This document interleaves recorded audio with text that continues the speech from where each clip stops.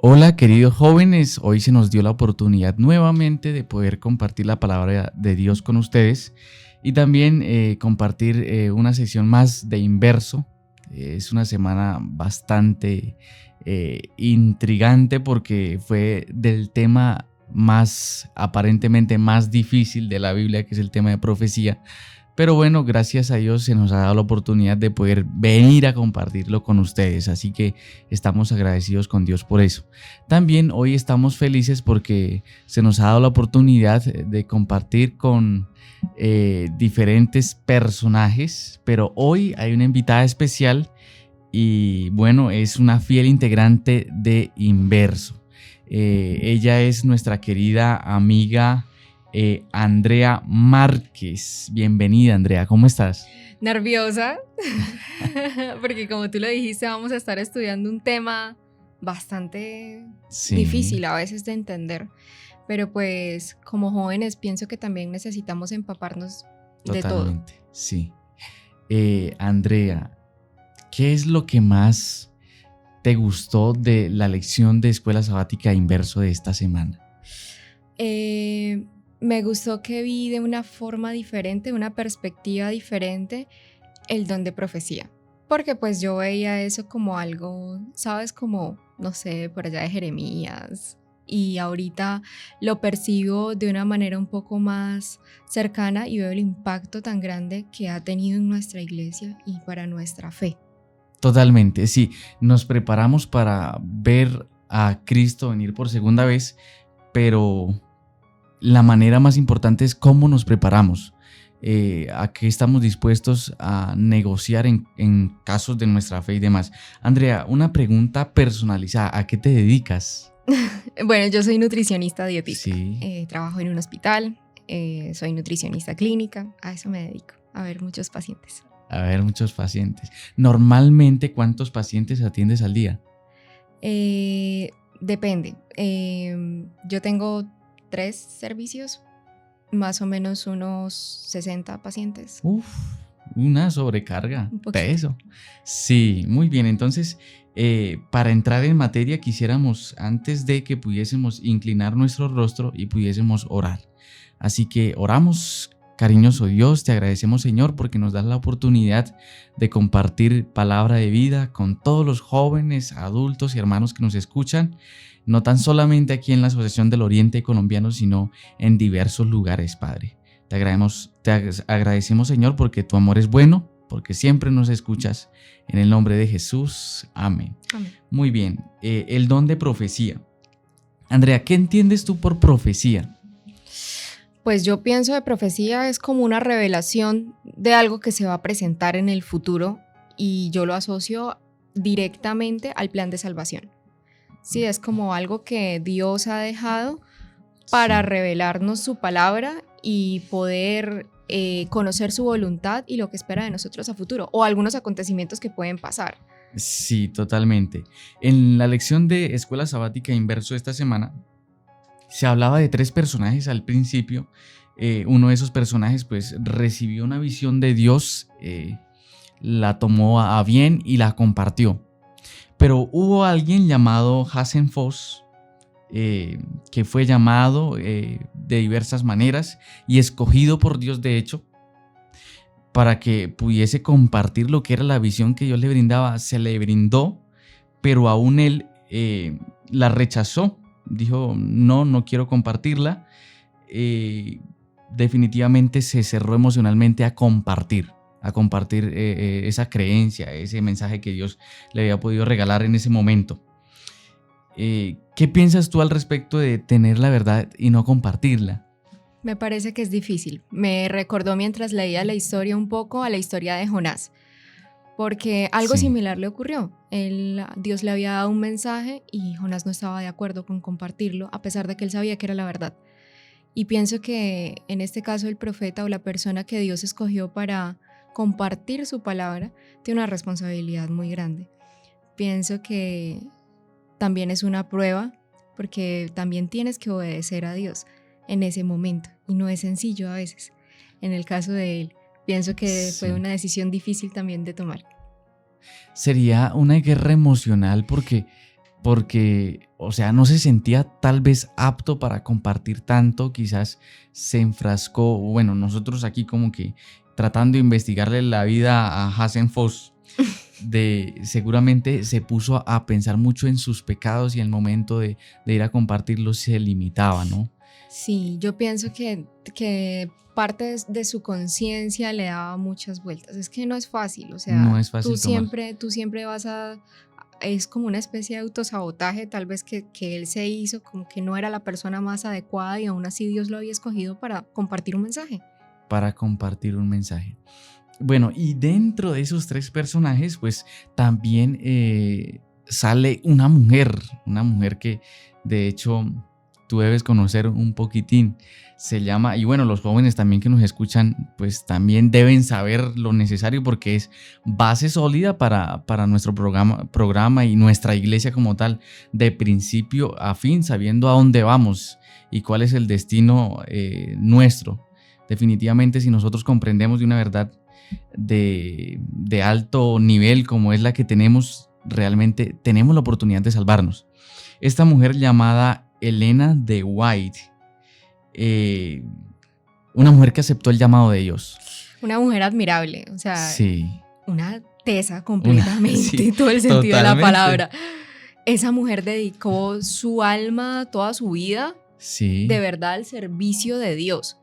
Y a mí, no sé si has visto el documental de su vida, pero hay una parte... No, el documental no. Hay una parte de la película que le hicieron en donde ella, hay una escena en donde la representan postrada en cama, muy enferma, donde estaba siendo muy atacada emocionalmente y aún así ella seguía escribiendo y escribiendo. Y estamos hablando de escribir a mano, porque no era en computador ni en máquina, estaba escribiendo a mano. Y de verdad entregarse completamente al servicio de Dios. Sí, una de sus visiones, y vamos a correlacionar este tema con lo que es tu área laboral, sí, en lo que estudiaste y demás. Una de esas visiones fue que Dios le pudo mostrar a ella cómo era el tema del cuidado en temas de alimentación y de salud, ¿sí? ¿Cómo te tomas esos consejos de parte de ella? Pues lo tomo de varias maneras. Sí. Voy a contar una anécdota personal que me pasó en la universidad. Yo tenía una docente que ella hablaba abiertamente mal de los adventistas del séptimo día porque ella tenía la creencia de que nosotros éramos unos extremistas y hablando específicamente del área de la nutrición, ella decía que todos los adventistas éramos veganos. Hay una diferencia entre el vegetarianismo y el veganismo, ¿sí? Es muy diferente. ¿Por qué? Porque el veganismo es un estilo de vida en donde tú llevas todo al extremo. Es la ausencia absoluta del consumo de cosas de origen animal y eso incluye, por ejemplo, plumas, cuero, lana, gelatina. Hay veganos que son tan estrictos que solamente utilizan platos que no hayan sido contaminados con nada animal. Y nosotros, como adventistas, creemos en que la alimentación más saludable es la alimentación vegetariana. Pero no quiere decir que sea vegana, porque nosotros consumimos derivados lácteos, el huevo, la leche, ¿sí? Que están recomendados. Entonces esta docente tenía la creencia de que todos los adventistas estábamos rayados, o sea, locos. Y me acuerdo que yo estaba con ella en una exposición, ella justamente nos daba alimentación para el adulto, una materia ya en los últimos semestres, y tocaba hacer una exposición. Yo gran parte de mi exposición no la tomé de fuentes, digamos, científicas o revistas científicas, yo lo tomé de los escritos de Elena de White. Sí. Y saqué varias recomendaciones ahí y de manera textual yo puse la cita. Me felicitó en la exposición y me dijo que cuáles eran mis fuentes bibliográficas y yo se las enseñé. Y me dijo que quién era ella y yo le dije, ella para mí es la profeta que tenemos en nuestra iglesia, ¿sí? Porque ella dio gran parte de la revelación y se quedó callada, no me dijo nada. Y me dijo, ¿y usted a qué religión pertenece? Y yo le dije, yo soy adventista. Sin miedo al éxito. Sin miedo al éxito. Justo ese fin de semana, el sábado, yo tenía un parcial, era el final de la materia con ella y era un sábado. Y yo le dije a mi papá, papá, ¿yo qué hago? Yo no sé qué hacer, yo no presento ese final, yo pierdo la materia, ¿qué hago? Me dijo, hijita, tranquila, ponle en las manos de Dios pues la decisión que vayas a tomar. Mi papá siempre ha sido una persona que nunca me ha forzado a nada. Él siempre ha sido como, tú tienes tus creencias, tus valores. A la razón. Tú decides, sí, porque tú ya eres un adulto y tú puedes decidir. Bueno, lloré mucho, mandé un correo a la universidad y la docente me responde como, bueno, yo le comenté los motivos por los cuales yo no iba a presentar el examen ese día porque yo iba a ir a la iglesia y todo. Me dijo como, bueno, listo, el examen está programado para el lunes para usted. Y gracias a Dios pasé ese examen con la mejor nota y me fue súper bien. Y desde entonces la docente nunca más volvió a mencionar el tema de los adventistas. Vaya. O sea, se llevó una estrellada. Sí, pienso que sí. Sí, justamente, de hecho, añadido al caso también en mi área laboral acá, como capellán en el restaurante especialmente, preguntan, ¿y el restaurante es solo para adventistas? Eso suele pasar. Y me pregunta mucha gente o pacientes que llegan acá a la UMA y me preguntan, ¿es solo para adventistas? Porque vemos que el negocio es como únicamente para ustedes.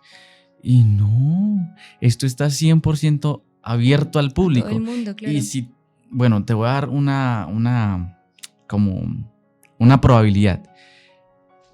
El 90% de las personas que vienen a Azafrán como tal, al restaurante vegano, no son personas adventistas.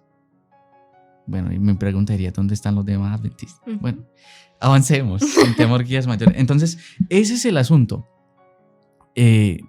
Nosotros tenemos un servicio completo y tenemos una orientación completa. Ahora que hablas de orientación, yo como personal de salud que soy, cuando empecé a trabajar por mi trabajo, sí, hay días en donde a mí me toca laborar los sábados en el hospital.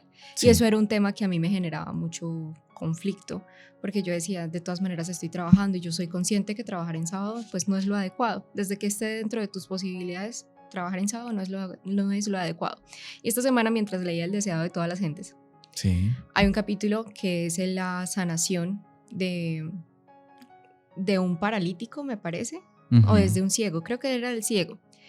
Y en ese capítulo Elena de White menciona que si la naturaleza no para hacer el bien, para que las flores florezcan, porque Jesús también curó en sábado, porque desde que esté en tu alcance aliviar el dolor de una persona, hazlo así no sea en sábado. Eso a mí me dio pues mucha paz, porque soy consciente de que mis pacientes no pueden esperar hasta que sea el domingo para yo poder atenderlos, porque alguien tiene que atenderlos en sábado, quiera o no quiera.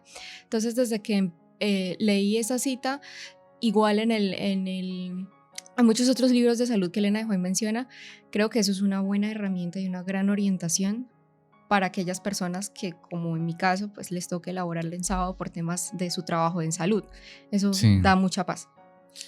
Se han establecido algunas limitaciones en cuanto a eso, sí, pero nosotros mismos, porque nos hemos encerrado en cuanto a jóvenes, cuando se trata de servicio, y sí, deseo que los muchachos que estén escuchando, cuando se trata de salvar vidas, recuerde la historia también por allá en la Biblia, los fariseos le preguntaron, ¿y por qué anda curando enfermos los sábados? Ajá. Y Jesús les dice, ¿acaso no es lícito hacer el bien el sábado? Entonces, canalizar sobre eso. Exacto. Sí. Pienso que para aquellas personas, aquellos jóvenes que les esté tocando una situación similar, es difícil, pero no es imposible, separar tu mente de tu trabajo normal a decir, hoy estoy tal vez trabajando en sábado, pero ya no lo estoy viendo con el pensamiento de que estoy trabajando para que me paguen, sino estoy trabajando porque esto es lo que haría para Jesús servir en mi lugar. ¿Sí? Estoy ayudando a sanar a alguien. Totalmente. Eso me parece bonito. Sí, bueno, en temas de profetas, estamos hablando del don de profecía, entonces vemos que han surgido múltiples cantidades de profetas, pero ¿cómo podemos identificar a un profeta que proviene de Dios? Porque añadido a esto también señala de que al tiempo del fin, según la lectura de inverso de esta semana, pues nos mostraba de que al fin del tiempo también Dios iba a valerse de algunas personas para que pudiesen mostrar la verdad o mostrar las señales que iban a ser del fin y que Dios iba a utilizarlos a ellos como instrumento. Pero ahora, ¿cómo identificar quién es el instrumento de Dios en ese caso? Bueno, mira, yo creo que ahí es lo más sencillo.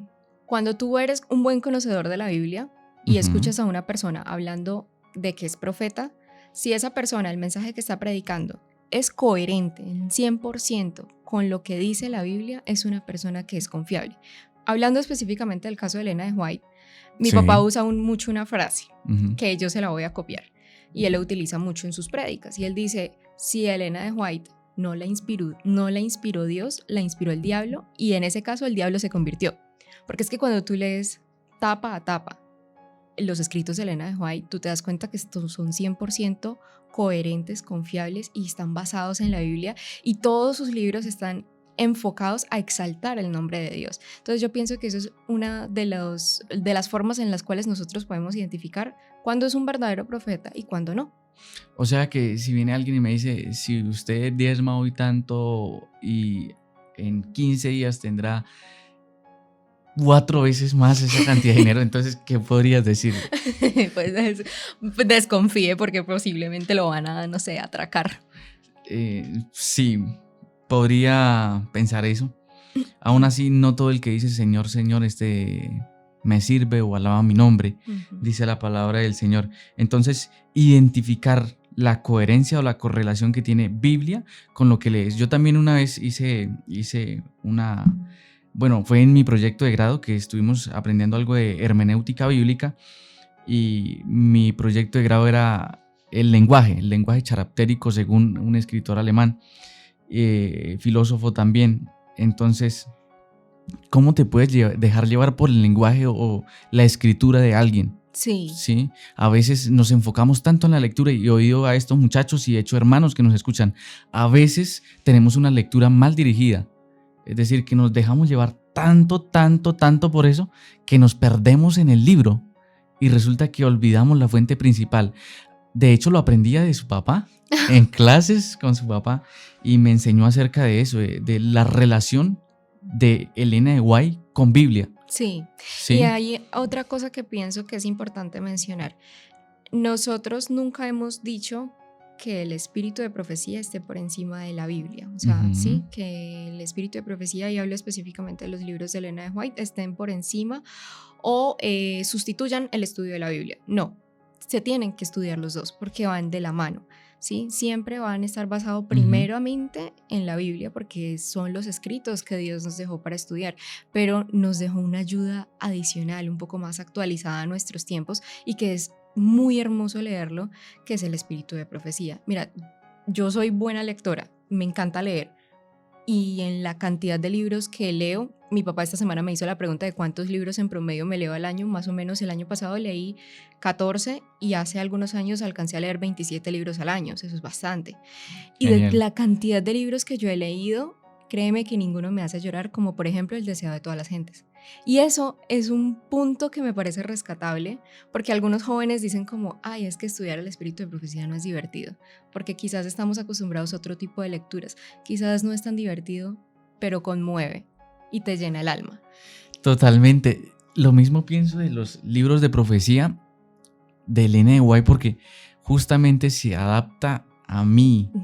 Quizás no nos guste tanto porque no es la típica matutina que nos está hablando a la emoción para el día. Sí, tienes esto para el día, pero quedarte con un conocimiento de lo que Dios espera de ti y quiere de ti es mucho y más importante, yo digo. Más importante, esto sin desmeritar el valor que tiene una matutina también. Claro. Sí, pero leer esto nos hace sabios. Sí. Para el tiempo del fin. Y mira que me parece muy bonito. Yo hay algo que le reprocho a la Biblia y es que no sea más descriptiva en algunos escenarios. Eso es lo que se le conoce como zonas grises. Hay zonas de la Biblia que son como vacíos y pues pasó y uno le toca imaginarse lo que pasó. Sí. Pero gracias a los libros de Elena de White, por ejemplo en El deseo de todas las gentes, ella te desmenuza la historia, te pinta el panorama de una manera que tú quedas como, es una película en tu mente. Y eso hace que te conmuevas al leer quizás lo que no está escrito en la Biblia, pero que pasó y que estoy segura que pasó de esa manera, cómo describe a Jesús, su rostro, sus palabras, el timbre de su voz, o sea, de verdad te hace imaginar esa escena y eso te conmueve. Sí, totalmente. Dios nos envió profetas cuando su pueblo ignoraba sus leyes. Entonces, por ese medio, Dios ha tenido que valerse. Sí. Porque nosotros muchas veces hemos olvidado el valor tan importante que debe tener Dios en nuestra vida. ¿Sí? Ya para finalizar, entonces, querida Andrea, ¿qué podríamos decirles a los jóvenes, a los hermanos que nos escuchan acerca de prepararnos y tener esa coherencia con la lectura y creerle a Dios que por medio de todos esos métodos que Él ha utilizado es porque simplemente nos ama y nos quiere salvar? Primero, no ser flojos y estudiar profecía. Sí, porque es que a veces nos gusta leer solamente lo que es más fácil de entender. Y me incluyo porque yo no soy muy buena en profecía. No la entiendo. En interpretación cometo unas herejías terribles. Sí. Pero pienso que como cristianos, como tú lo dijiste al inicio, nos estamos preparando para encontrarnos con Dios, para su segunda venida. Y es importante que estemos atentos a las señales que Él nos está dando y también lo que Él espera de nosotros, preparar nuestro carácter. Y eso no lo podemos hacer así como por ósmosis, ¿sí? Nosotros tenemos que estudiar, tenemos que colocar nuestro granito de arena para prepararnos y para conocer lo que Él espera de nosotros. Totalmente. Así que, queridos jóvenes, ya hemos aprendido un poco más acerca de lo que es creerle a Dios, porque Dios ha tenido que utilizar la profecía. Simplemente es porque ama a sus hijos, porque los alerta, porque quiere que sean salvos. Así que, jóvenes, en este momento, allí donde estén, queremos pedir la bendición de Dios para que pueda alcanzarle siempre. Así que inclinemos nuestro rostro y vamos a orar. Padre Celestial, te agradecemos, Señor, porque por medio de estas personas, por medio de estos instrumentos que han decidido, Señor, aceptar tu llamado, nosotros hoy tenemos la oportunidad de salvarnos. Pero gracias, Señor, porque gracias al sacrificio de tu Hijo, hoy también tenemos la oportunidad de elegir una vida y una vida eterna. Así que, Padre Celestial, perdónanos si quizás hemos dudado de tu poder en nuestra vida. Y, Señor, si es tu voluntad y en medio de tu gracia, por favor, sálvanos. Nos ponemos en tus manos, en el nombre de Jesús. Amén. Muy bien, Andrea, muchas gracias por acompañarnos en este día. A ti por la invitación. Y también a los jóvenes que han podido acompañarnos durante la transmisión y que han podido seguirnos también. De antemano decirles que en Instagram nos encontramos como Inverso Azoriente.